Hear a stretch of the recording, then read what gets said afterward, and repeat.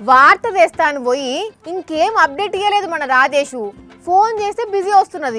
అంతగానం ఎవరితో మాట్లాడుతున్నాడో మరి. హలో రాజ్ కుమార్, ఏం లేదు, ఇక్కడ ఆఫీస్ దానికి వచ్చినా కానీ ఇప్పుడే ఇంటి దగ్గర నుంచి కాల్ వచ్చింది. ఇంటి దగ్గర ఏదో లొల్లు అవుతున్నదట, కొంచెం అర్జెంటుగా పోయేది ఉన్నది, ఇవాళ స్కిట్ చేయలేను, అదే చెప్దామని. అయ్యో అవునా, పో నేను అడ్జస్ట్ చేస్తాలే ఎట్లనో అట్లా. రాజ్ కుమార్ సెట్టు, ఇప్పుడు అర్జెంటుగా అమ్మకు ఫోన్ చేయాలి. హలో అమ్మ, ఇగో నేను ఇంటికి వస్తున్నా, అర్జెంటుగా ఆఫీస్ పని మీద ఢిల్లీకి పోయేది ఉన్నది. ఆఫీస్ పని మీద ఢిల్లీకా? ఏం చేయమంటావమ్మా, వేరేటోళ్ళు పోతే చక్కగా పని కాదు, నువ్వు పోతేనే కరెక్ట్ గా చేసుకొని వస్తావని బతిలాడుతున్నారు ఆఫీస్ లో, ఒక్కటే పోక తప్పలేదు. సరే నీకో నేను వస్తున్నా, నువ్వు కొంచెం జర నా బ్యాగ్ సర్ది పెట్టు, అర్జెంట్ గా పోయేది ఉన్నది, బస్ టైం అవుతున్నది, రాగానే ఫ్రెష్ అయ్యి వెళ్ళిపోతా. సరేనమ్మా? ఓ ఏతుల ఎల్లేషు తమ్ముడా రాజేషు, ఎదురుపడ్డది వార్తేదండి. వాణి, ఇంటి దగ్గర నుంచి ఫోన్ వచ్చింది, ఏదో లొల్లు అవుతున్నదట, నేను అర్జెంట్ గా పోతున్నా. ఆల్రెడీ రాజ్ కుమార్ కి చెప్పేసిన ఇవాళ స్కిట్ చేసుడు కుదరదు, వార్త తెచ్చుడు కుదరదని. అబ్బా కమలాసన్, ఇన్నా నువ్వు రాజ్ కుమార్ తోటి మాట్లాడింది ఇన్నా, పెద్దమ్మ తోటి మాట్లాడింది ఇన్నా. తెలిసిపోయిందా? నీ ముఖానికి నిన్ను ఆఫీస్ పని మీద ఢిల్లీకి పంపుతున్నారా? చెప్పు, అటు రాజ్ కుమార్ కు ఇటు పెద్దమ్మకు ఇద్దరికి అబద్ధం చెప్పి ఎటు పోదామని చూస్తున్నావు? నీ ప్లాన్ ఏంది చెప్పు. అంటే మర్యాదగా చెప్తావా? ఇద్దరికి ఫోన్ చేసి నీ గుట్టు రట్టు చేయనా? వద్దొద్దులే, చెప్తా. ఫ్రెండ్స్ తో కలిసి గోవాకు పోదామని ప్లాన్ చేసినాం. అంటే ఢిల్లీ పేరు చెప్పి గోవాకు పోతున్నావా? ఏ కాదు, ఢిల్లీకే పోతున్నా. గోవా అంటావు, మళ్ళా ఢిల్లీ అంటావు. గోవా పోయేటోన్వి ఢిల్లీకి పోవడం ఎందుకు? అంటే గోవాకు పోయి ఖర్చు పెట్టేంత పైసలు లేవు నా దగ్గర. గోవాకు పోను పైసలు లేకుంటే దోస్తులు గోవాకు పోతుంటే నువ్వు ఢిల్లీకి పోయి ఏం చేస్తావు అసలు? ఏదో మతలబ్ చేస్తున్నావు, ఏందో చెప్పు ముందు. వెండి కొనుక్కొచ్చేదందుకు పోతున్నాను.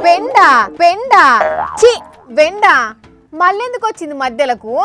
వెండేంది, ఢిల్లీ ఏంది, గోవా ఏంది, నీ కథ ఏంది అసలు? అంటే ఢిల్లీ, గోవా, అహ్మదాబాదు, బెంగళూరు ఇట్లా కొన్ని జాగల్లా కిలో వెండి రేటు 1,90,000 ఉన్నది. అదే మన హైదరాబాద్ లో 2,07,000 ఉన్నది. అయితే ఢిల్లీకి పోయి 1 కిలో మందం వెండి బిస్కెట్లు తీసుకొచ్చి ఇక్కడ హైదరాబాద్ లో అమ్మిందనుకో 2,07,000 మైనస్ 1,90,000 అంటే 17,000 మిగులుతాయి. ఖర్చులు పోను 14,000 మిగిలిన గోవాకు పోయి వచ్చేదానికి ఖర్చులకు అవుతాయి కదా. గోవాకు పోను పైసలు లేనోన్వి కిలో వెండికి ఎక్కడియట? మన కెమెరామెన్ ఫనీని అడిగిన ఒక 2 రోజుల్లో ఇస్తానే. సరే, మరి గోవాలో కూడా రేట్ తక్కువ ఉన్నప్పుడు సీదా గోవాకి పోయి రాంగదేవచ్చు కదా. అబ్బా, నాకంత తెలివి లేదనుకుంటానా? గోవాకు పోయేదానికి ఇంకో 4-5 రోజులు ఉన్నది. ఈలోపు ఢిల్లీకి పోయి ఆ సిల్వర్ తీసుకొచ్చి ఇక్కడ అమ్మిందనుకో పైసలు వస్తాయి. ఆ పైసలు పట్టుకొని గోవాకు పోయి ఎంజాయ్ చేస్తా. ఆడ ఖర్చులకు పైసలన్నీ అయిపోయినాక మళ్ళీ అదే ఫనీకి ఫోన్ చేసి కొన్ని పైసలు పంపమంటే వచ్చేటప్పుడు గోవా నుంచి మళ్ళీ 1 కిలో వెండి తీసుకొచ్చి అమ్ముకున్నాను అనుకో, ఇటు పైసలకు పైసలు, అటు ఎంజాయ్మెంట్కి ఎంజాయ్మెంట్, అట్లుంటది మన తోడు. నీ బొంద కలిసి వస్తాయి. మరి లేకుంటే ఎంత పడితే అంత తెచ్చుకుంటా అనగానే పర్మిషన్ ఇస్తా అనుకుంటున్నావా? ఎందుకు ఇయ్యరు? మన దేశంలో ఉన్న వేరే రాష్ట్రం నుంచే కదా తెచ్చేది, బయటి దేశం నుంచి కాదు కదా. అయితే మాత్రం ఎంత పడతా అంత, ఏ నుండి పడతా అని నుండి తేనీరట్లా.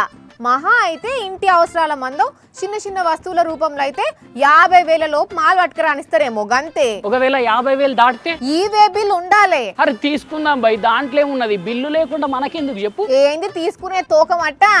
ఈవే బిల్ అంటే ఎవరికి పడితే వాళ్ళకి ఇయ్యరు. దానికి ఫర్మ్ రిజిస్ట్రేషన్ ఉండాలి, GST ఉండాలి, ఇన్వాయిస్ ఉండాలి, లీగల్ గా లెక్కలు చూపెట్టాలి. హుత్తగానే కాదది. గీ నుంచి గీడికి వెండి తెచ్చుకునేందుకు ఇన్ని కథలు ఉన్నాయా? నేను ఇంకా ఏమేమో ప్లాన్ చేసిన, మెల్లగా ఇదే దందా అట్లా నడిపించుకుంటా బాగా పైసలు రాగానే జాబ్ కూడా బంద్ చేద్దాం అనుకున్నా కదా. నువ్వు బంద్ చేసాడు ఎందుకు? ఇట్లాంటి అబద్ధాలు ఆడి లీవులు పెడుతున్నాడని నేనే చెప్తా, సారే తీసేస్తాడు. ఓ తల్లి, నీకు దండం పెడతా, మజాక్లో కూడా పని చేయకుండా, కానీ ఏ పని చక్కగా చేయనివో కదా, నన్ను అన్నిటికీ అడ్డం పడతావు. ఇది మంచిగున్నది పట్టు, పోతే నీకే నష్టం అని చెప్పినా. సర్లే ఉంటా.